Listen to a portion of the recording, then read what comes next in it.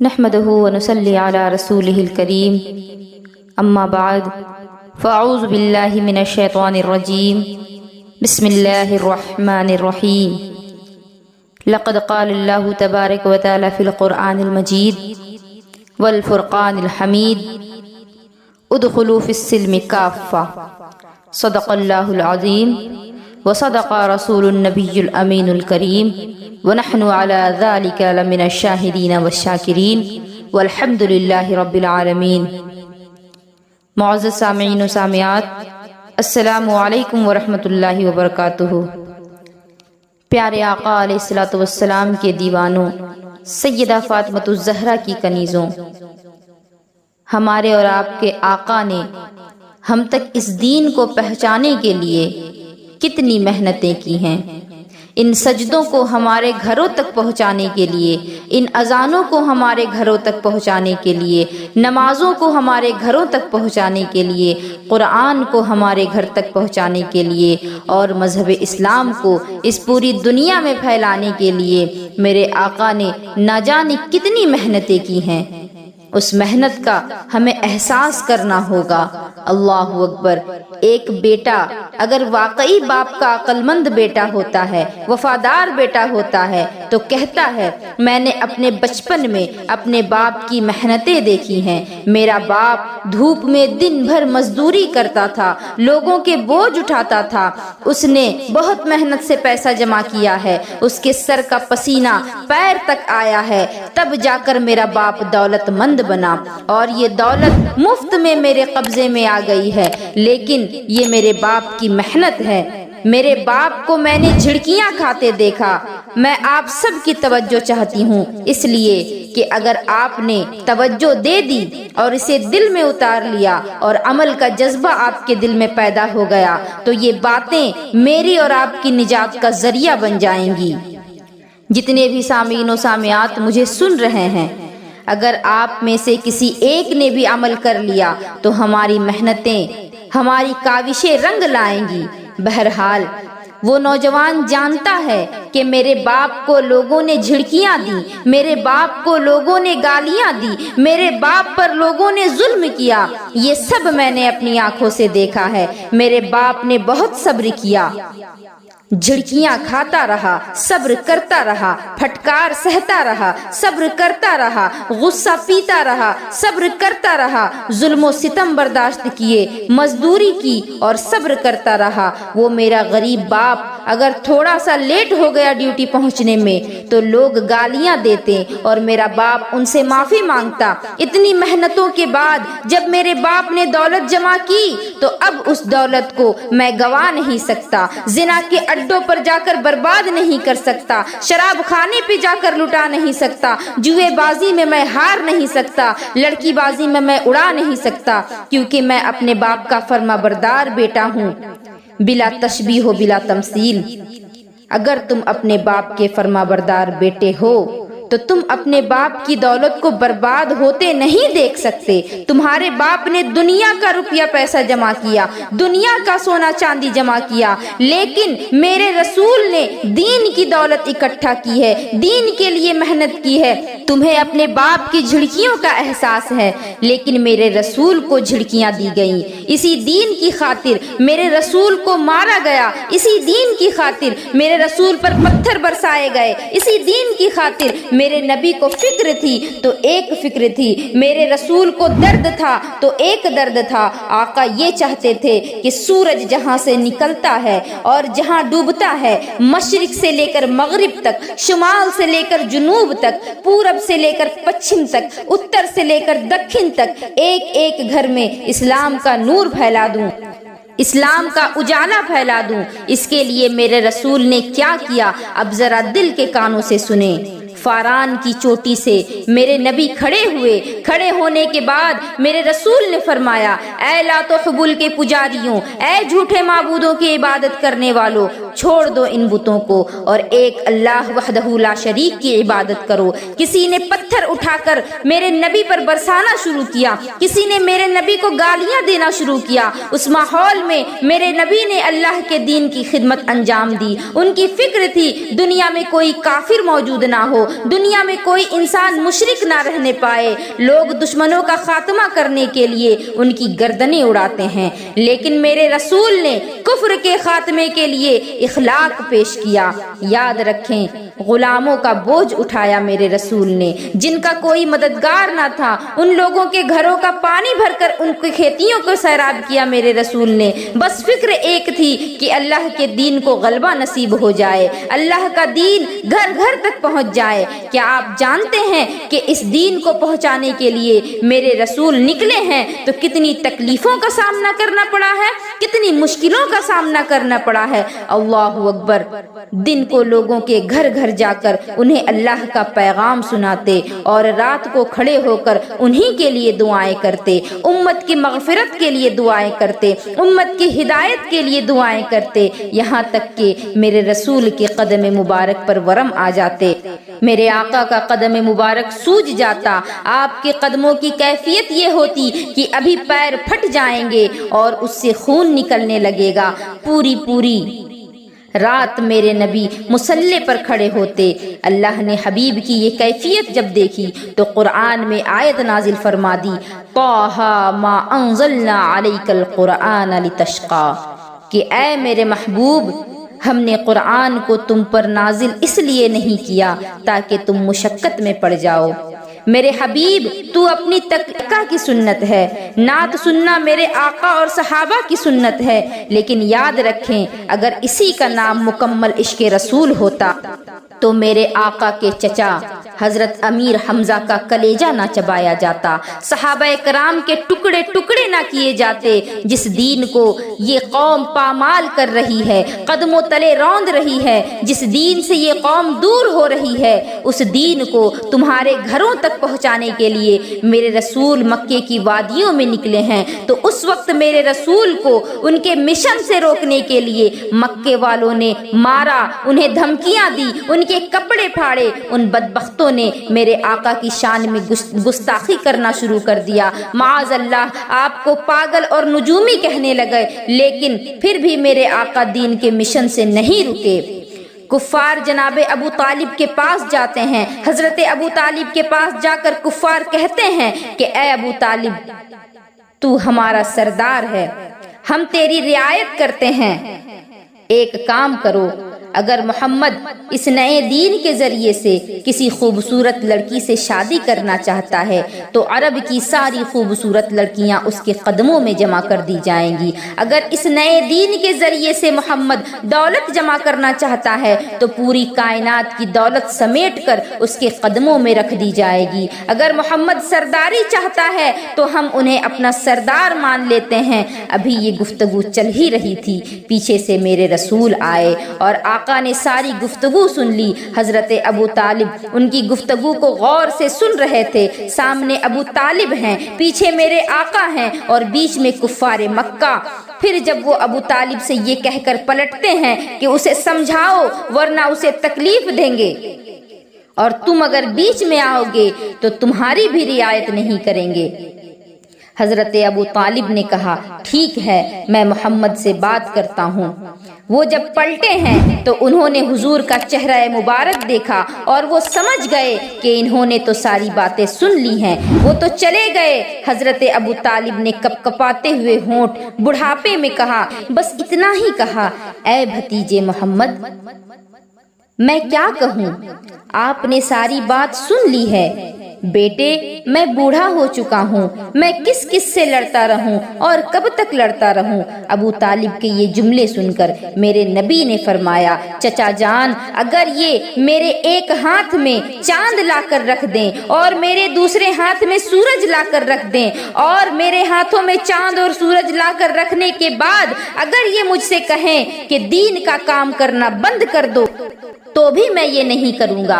اگرچہ میں اکیلا رہ جاؤں پھر بھی میں اللہ کے دین کو گھر گھر تک پہنچاؤں گا۔ اور عاشقان رسول کہلانے والوں، میرے رسول کی زندگی کے یہ چند گوشے ہیں۔ اللہ اکبر۔ جب مکہ کے کفار نے دیکھا کہ اس دھمکی کا محمد پر کوئی اثر نہیں ہوا تو ابو لہب کے بیٹوں کے نکاح میں میرے آقا کی 2 بیٹیاں تھیں، ایک بیٹے کے نکاح میں حضرت رقیہ اور ایک بیٹے کے نکاح میں حضرت ام کلثوم۔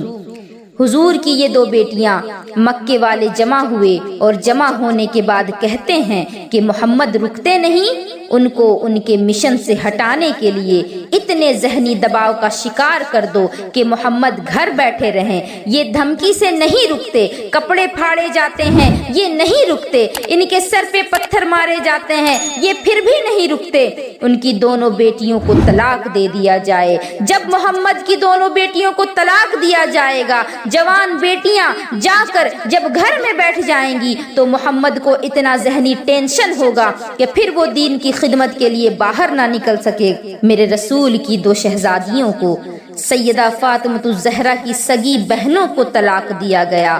آپ غور کریں کہ حضور کے نزدیک دین کتنا قیمتی ہے۔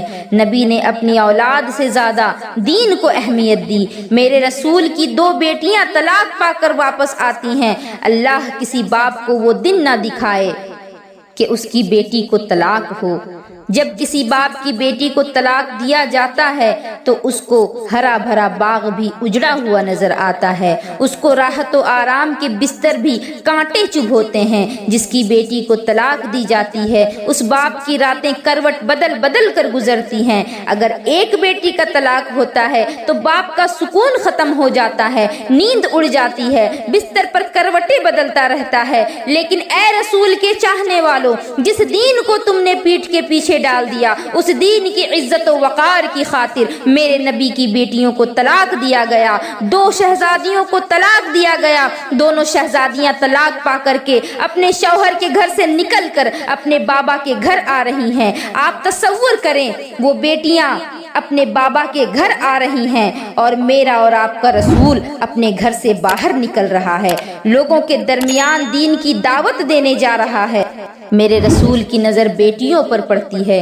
حضور اپنی شہزادیوں کو دیکھتے ہیں، وہ دوپٹے سے آنسو پوچھ رہی تھی اور آگے بڑھ رہی تھی۔ یہ دیکھ کر کہ ہمارے بابا سامنے ہیں، ان کی شہزادیاں سوچنے لگی کہ یہ دکھ کی خبر اپنے بابا کو کیسے سنائیں گے، اپنے ابا کے نرم دل پر یہ بوجھ کیسے ڈالیں گے۔ میرے آقا نے روتی شہزادیوں کو دیکھا تو پوچھا، بیٹیوں رو کیوں رہی ہو؟ میری جان تم پر قربان، میری بیٹیوں رونے کی وجہ کیا ہے؟ بیٹیاں سینے سے لگ گئیں کہ ہمارے شوہروں نے ہمیں طلاق دے دیا ہے اور ہمارا قصور یہ ہے کہ ہمارا بابا اللہ کے دین کی خدمت کرتا ہے۔ کوئی کسی درخت کے پیچھے سے، کوئی کسی دیوار کے پیچھے سے چھپ کر یہ منظر دیکھ رہا تھا کہ محمد اب بیٹیوں کو لے کر گھر میں چلے جائیں گے اور پھر کبھی گھر سے باہر نہ نکلیں گے۔ پتھر کھانے کے بعد دین کی خدمت کرنے والا رسول، کانٹوں پر چلنے کے بعد دین کی خدمت کرنے والا رسول،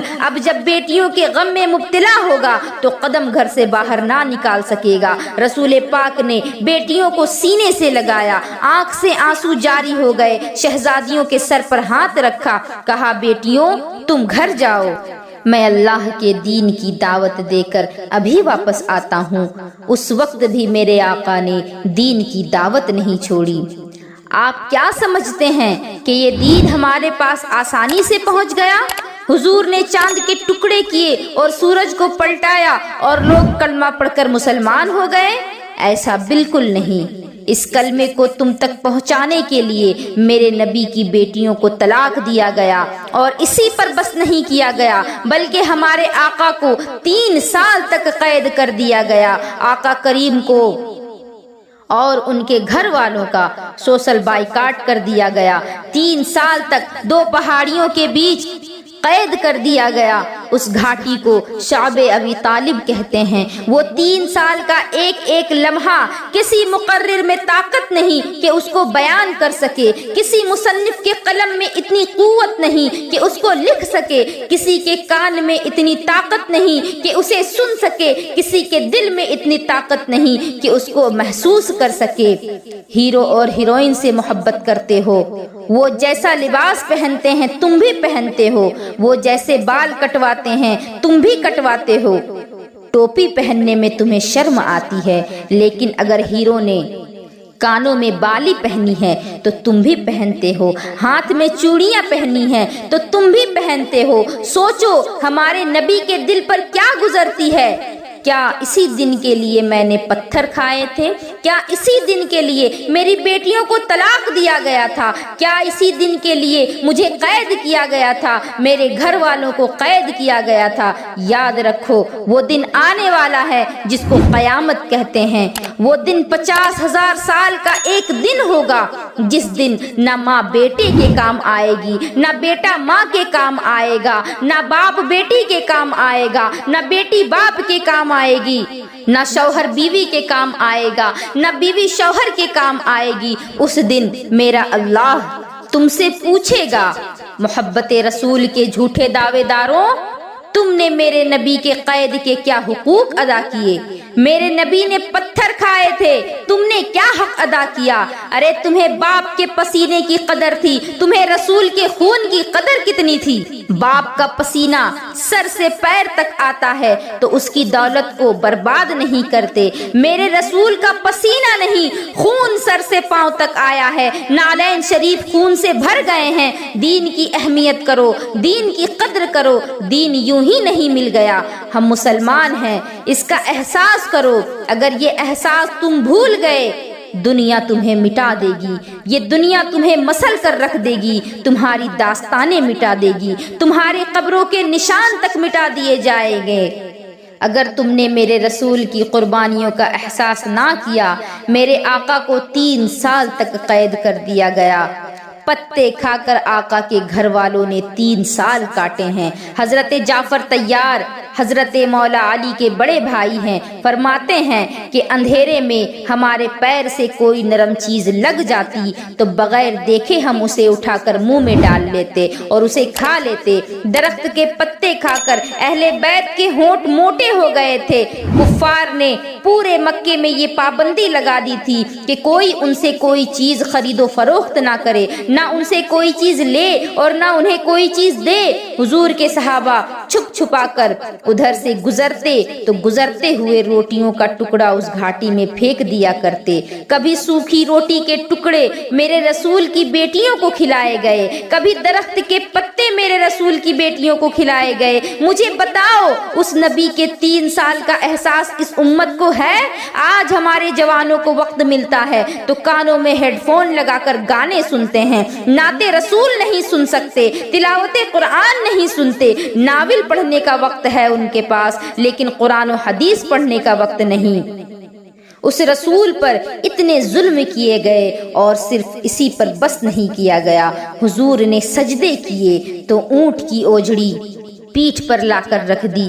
آقا نے سجدے کیے تو گلے کو پھانسی دینے کی کوشش کی گئی۔ حضور کعبے کے قریب کھڑے ہوئے تو سر کو پکڑ کر کعبے کی دیواروں سے ٹکرا دیا گیا، سر انور پھٹ گیا۔ جب میرے رسول کا سر انور پھٹا ہے تو حضور کے گھر میں اس وقت کوئی ایسا کپڑا بھی موجود نہ تھا جو میرے آقا اپنے سر پر پٹی کے طور پر باندھتے۔ آقا نے اپنا دستے مبارک سر پر رکھا اور گھر گئے۔ اس وقت میرے آقا کی صرف ایک ہی بیوی اماں خدیجۃ الکبریٰ تھی۔ اماں خدیجۃ الکبریٰ نے پوچھا، آقا کیا ہوا آپ کو؟ تو میرے نبی نے فرمایا، میرے نبی کے جو الفاظ تھے وہ کسی بھی اہل دل کے سینے پر اترنے کے لیے کافی ہیں۔ میرے نبی کو اتنا ستایا گیا، ان پر ظلم و ستم کے پہاڑ توڑے گئے، ان کی بیٹیوں کو طلاق دیا گیا، اس کے باوجود میرے آقا فرماتے ہیں کہ میری قوم نے مجھے زخمی کر دیا اور میرے پاس کوئی کپڑا بھی نہیں کہ میں اپنے سر پر باندھ سکوں۔ جس قوم نے میرے آقا کو اتنا ستایا، ان کے سر کو خانہ کعبہ کی دیوار سے ٹکرا کر اسے پھاڑ دیا، میرے آقا کی بیٹیوں کو طلاق دلوائی، میرے نبی کے رستے میں کانٹے بچھائے، ان پر آوارہ لڑکوں کو لگا دیا جو انہیں پتھر مارتے اور انہیں گالیاں دیتے، اتنا ظلم و ستم کیا، اس کے باوجود میرے آقا فرماتے ہیں کہ میری قوم نے مجھے زخمی کر دیا، اس کے باوجود میرے نبی انہیں میرا کہہ رہے ہیں اور میرے پاس کوئی کپڑا بھی نہیں کہ اپنے سر پر باندھ سکوں۔ اتنی تکلیفوں کے باوجود ہمارے آقا ان ظالموں کو اپنا کہہ رہے ہیں۔ مجھے بتاؤ فلم کی سٹوری سن کر تمہیں رونا آ جاتا ہے، ہیرو اور ہیروئن کے جدائی کے منظر دیکھ کر تمہیں رونا آتا ہے، کبھی میرے نبی کی سیرت طیبہ پڑھ کر کے بھی تمہیں رونا آیا؟ بھیک مانگنے والوں پر رحم کرنے والوں، ان کی مصیبتوں کو دیکھ کر رونے والوں، کیا میرے آقا کی مصیبتوں پر تمہیں رونا آیا؟ ماں روئے تو کہتے ہو ماں تیری آنکھ میں آنسو نہیں دیکھ سکتا، تو جو کہے گی وہی ہوگا۔ بیوی روئے تو کہتے ہیں کہ تمہارے آنکھ میں آنسو نہیں دیکھ سکتا، بتا تجھے کیا چاہیے، میں لا کر دوں گا۔ سب کے آنسوؤں کی قدر کرنے والوں، تم نے اپنے نبی کے آنسوؤں کی کتنی قدر کی؟ جو قوم اپنے نبی کے آنسوؤں کی قدر نہ کرے تو پھر وہ قوم ساری زندگی روتی رہے گی، تڑپتی رہے گی، بلکتی رہے گی، سسکتی رہے گی۔ میں بد دعا نہیں دے رہی ہوں، میں بس آپ کو حقیقت سے آگاہ کر رہی ہوں کہ جو اپنے خیر خواہ کی خیر خواہی کو نہ سمجھے، جو اپنے رسول کی محبت اور ان کی قربانیوں کو نہ سمجھے، تو پھر اس دنیا میں ان کا کوئی پرسان حال نہ ہوگا۔ صرف نام کے عاشق نہ بنو، کام کے عاشق بنو۔ قدر کرو میرے نبی کی قربانیوں کی، قدر کرو دین اسلام کی، ورنہ تمہاری کوئی قدر و قیمت باقی نہ رہے گی۔ چھوڑ کے آپ کا دامن رحمت آقا ہم سے بھول ہوئی، چھوڑ کے آپ کا دامن رحمت آقا ہم سے بھول ہوئی، کھو دی اپنی قدر و قیمت آقا ہم سے بھول ہوئی۔